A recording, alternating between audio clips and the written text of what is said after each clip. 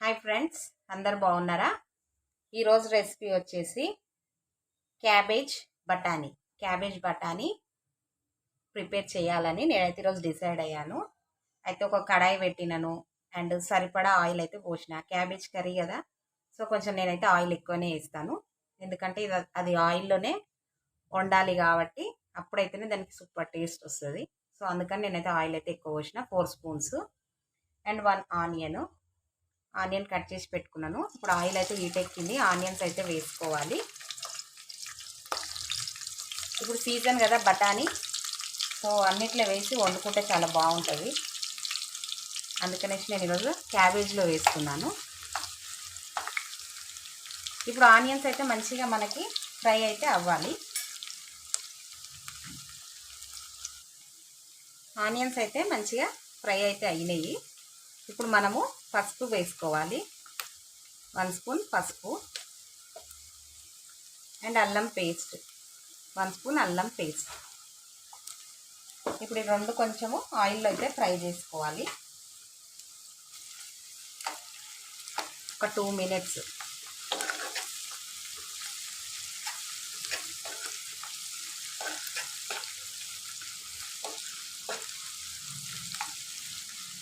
ఇప్పుడు ఇట్లా మంచిగా ఫ్రై అయినాయి కదా, సో ఇప్పుడు మనము బఠానీ క్యాబేజ్ ఈ రెండు ఇప్పుడైతే మనము వేసుకోవాలి. ఇప్పుడే బఠానీ కూడా వేసుకోవాలి, ఎందుకనంటే మంచిగా ఉడికిపోతుంది అనేసి. క్యాబేజ్ తొందరగా ఉడుకుతుంది కదా, అందుకని.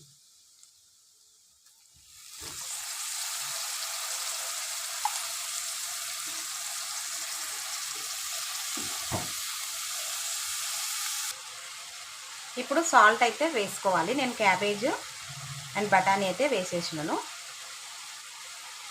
సాల్ట్ అయితే మీ కర్రీకి తగ్గట్టుగా మీరు వేసుకోండి. నేనైతే 2 స్పూన్స్ వేస్తున్నాను.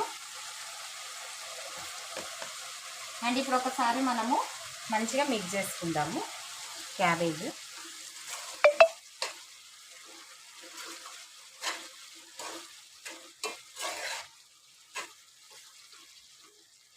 క్యాబేజ్ ఆయిల్లో ఫ్రై అయితేనే సూపర్ అంటే సూపర్ టేస్టీగా ఉంటుంది.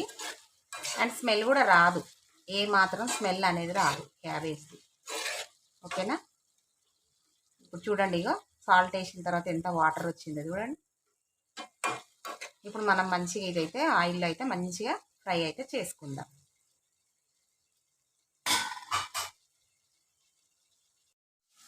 ఇప్పుడు ఆయిల్లో అయితే మన క్యాబేజ్ బఠానీ అయితే ఇట్లా మంచిగా ఫ్రై అయితే అవుతుంది.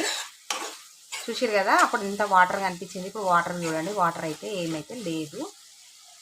సో ఇప్పుడైతే మనము కొత్తిమీర, ఒక టమాటా అయితే యాడ్ చేసుకోవాలి. ఓకేనా?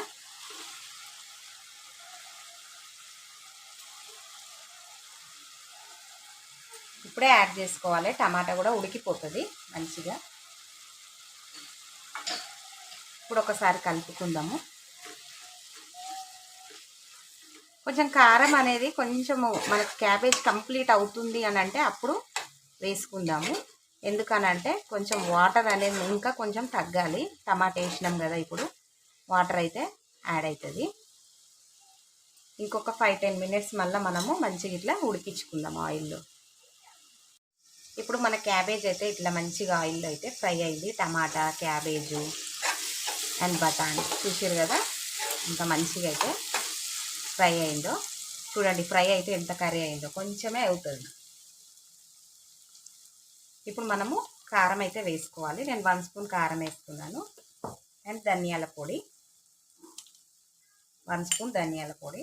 ఇప్పుడు మనం కొంచెం వాటర్ అయితే యాడ్ చేసి కొంచెం ఉడికించుకోవాలి. ఓకేనా? ఎందుకంటే కారం ఇప్పుడే వేసినాం కదా, పచ్చివాసన రాకుండా.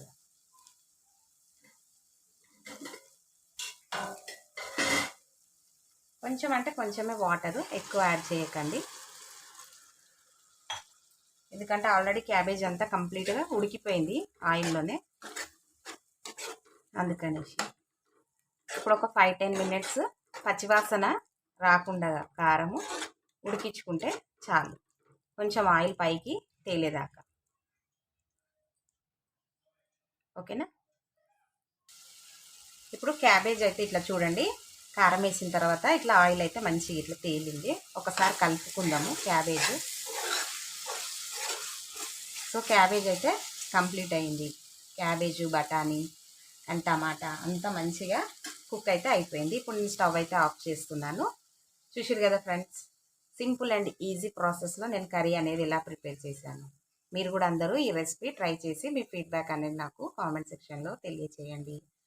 కొత్త వాళ్ళు ఎవరైనా మన ఛానల్ చూస్తున్నట్టయితే సబ్స్క్రైబ్ చేసుకోండి అండ్ ఫ్రెండ్స్ అండ్ ఫ్యామిలీ మెంబర్స్కి కూడా షేర్ చేయండి.